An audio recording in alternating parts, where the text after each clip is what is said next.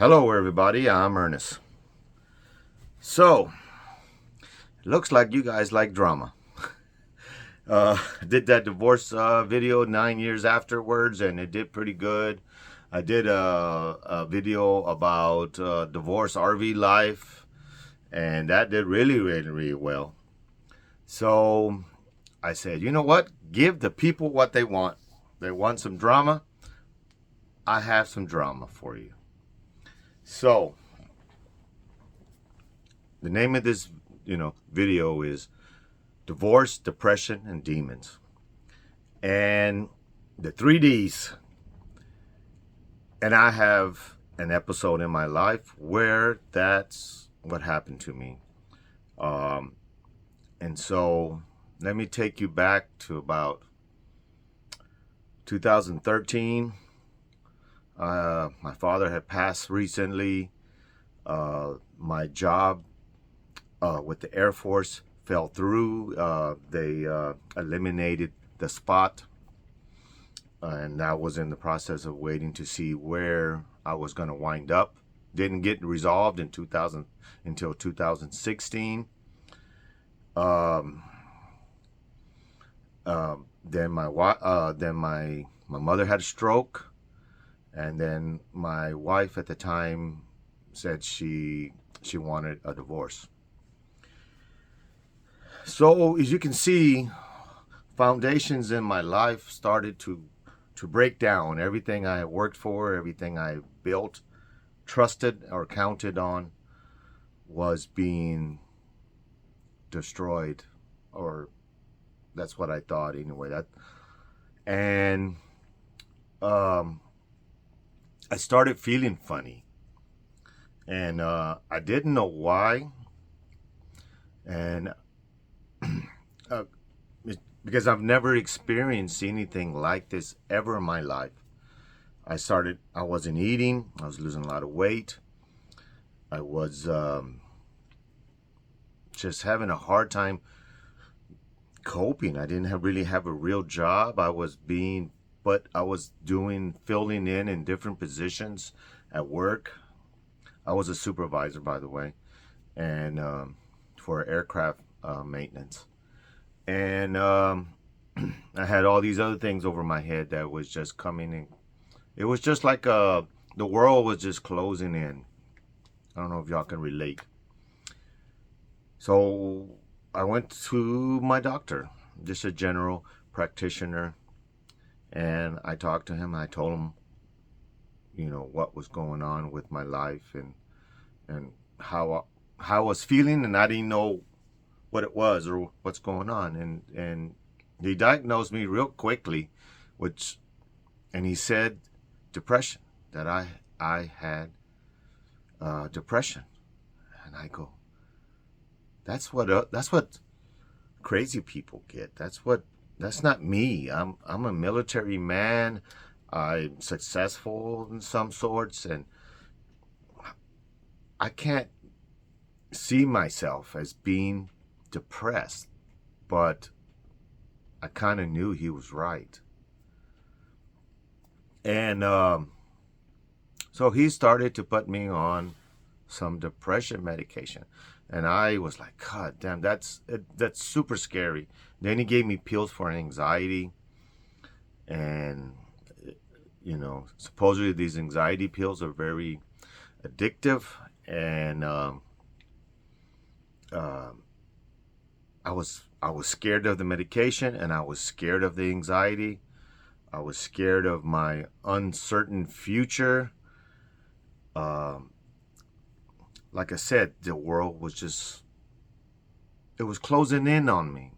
At least it felt that way. And none of these medications worked. I went through like 3 different medications.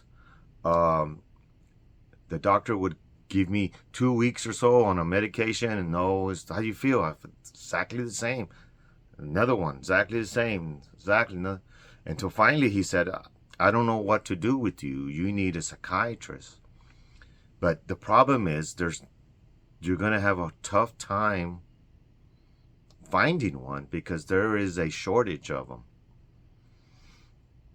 And so the office was trying to get me an appointment. I was trying to get me an appointment. I was calling every psychiatrist that I could Google and find in my area. They're all were booked up, just no, or not taking in new patients and all this. One night, I decided to take myself off the medication, and evidently you're not supposed to do that. You're supposed to be weaned off, but I just stopped taking it. I was didn't want to be a part of this depression, anxiety trip I was on. And so here it was, 3 or 4 in the morning, and I was on the bathroom floor at my gorgeous home I had with my ex-wife in bed that hated me and everything that was coming apart. And but I remember we had went to a church service. It was a Catholic service, and the father there said that he had some kind of counseling group, and I think they met on Mondays or something like that. And so I went to it, and it turned out that this father, this priest, was once diagnosed with depression. I was like, how's a man of God diagnosed with depression? It's like, and well, his reason was that he felt like a failure because he couldn't help everybody. He would try to talk to people, and people wouldn't do what he said, or wouldn't. He couldn't change people's mind. He felt like a failure as a priest. So I felt connected with him, and that really helped me. But I had the other problem of trying to find a psychiatrist. So by this time, I was sleeping in my daughter's bedroom, and my daughters were sleeping together in the same bedroom. And I was going through these anxiety attacks in bed in this dark room all by myself, isolated sort of. And I remembered something that the doctor said.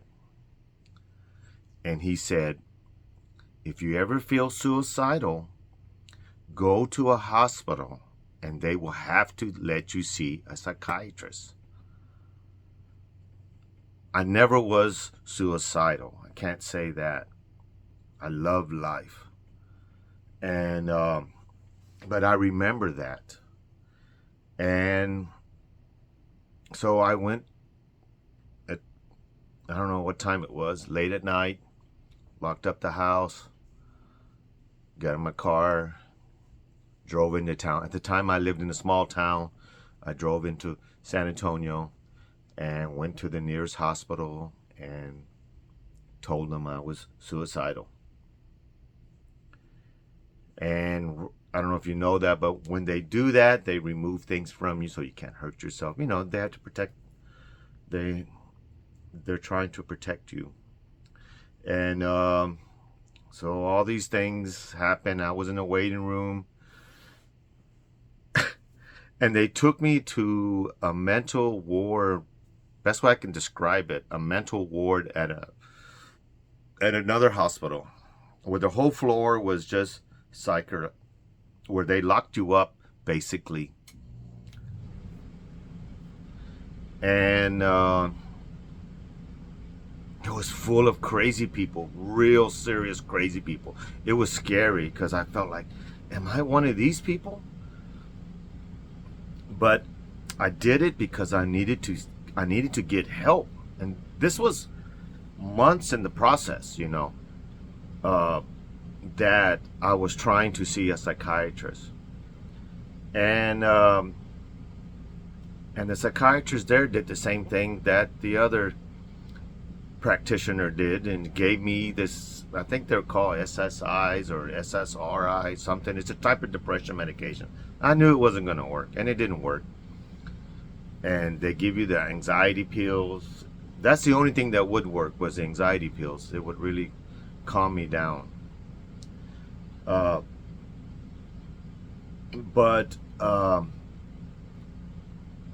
it was, I said, I can't be this way forever. This is crazy.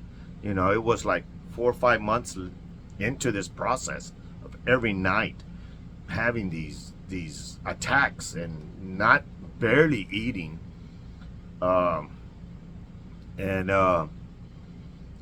They hooked me up with a counselor. So I was going to these counselor meetings, and at the same time I was still having these attacks.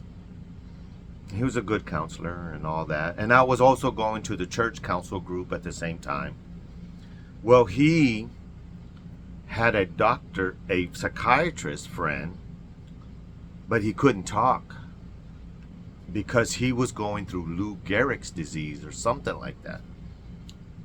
And if you know about that stuff, it's terminal. It's you know, he did pass away. By the way, that psychiatrist was a wonderful man, Christian man also, just like the father that I was seeing.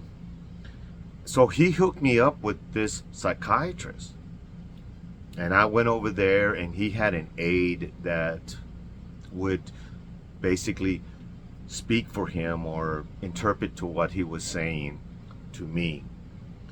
And the psychiatrist went through the whole story about, you know, how he would be depressed if everything. I told him my story, and he said, well, shoot, I would have been depressed too.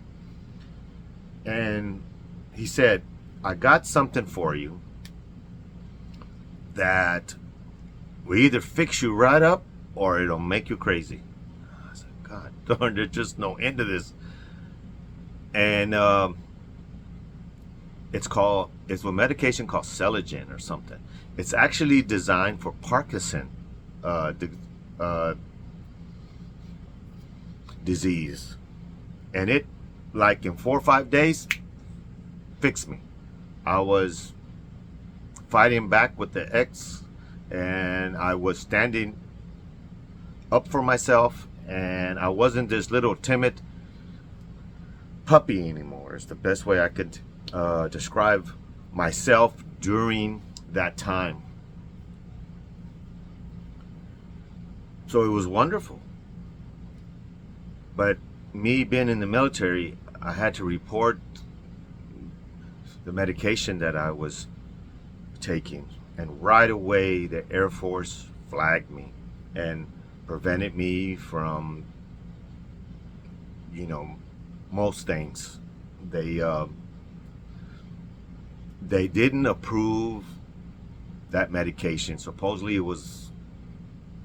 I don't know what the story behind it is, but the Air Force just did not like it, wouldn't allow me to do anything. This went on for about 8 months. And then he passed away, the psychiatrist. Dr. Ruth was his name. Root. He was a wonderful man, and he passed away from his disease. But he helped me tremendously. So I got off the medication, and I felt fine. I was now with a different psychiatrist. He transferred me over to a different psychiatrist because he was dying. He knew he didn't have long to live, but he made sure his patients were taken care of. Wonderful man. So they weaned me off the medication, and I was fine. But during this whole time is when the demons came in. I started smoking. I started drinking. I started going out to clubs all the time, doing what you do in clubs, and just wearing myself out. I would work out every day, hard workouts, go out, go out to the clubs, get drunk, driving drunk, go to sleep a little bit, and then get up and go to work. And then I would see my kids on every other weekend. This is after the divorce was final and I had moved out of the house by this time. During all this time, there's a lot of other stuff that went on, but I'm just kind of condensing it, And I had all these demons on me. I can say now that I still drink and I still go out, but moderately. I don't smoke anymore. And so I feel like the whole process has made me stronger, has made me better. It's made me more compassionate, empathy.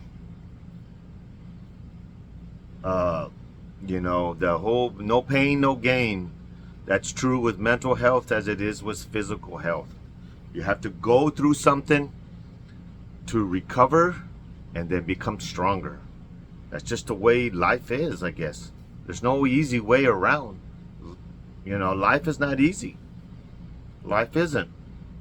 But it's worth it if you try to make it worth it.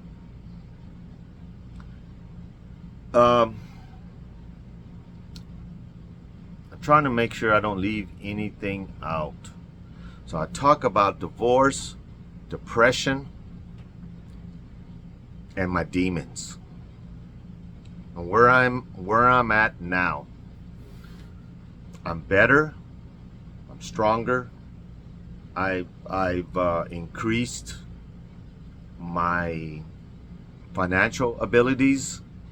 I've done well in that case.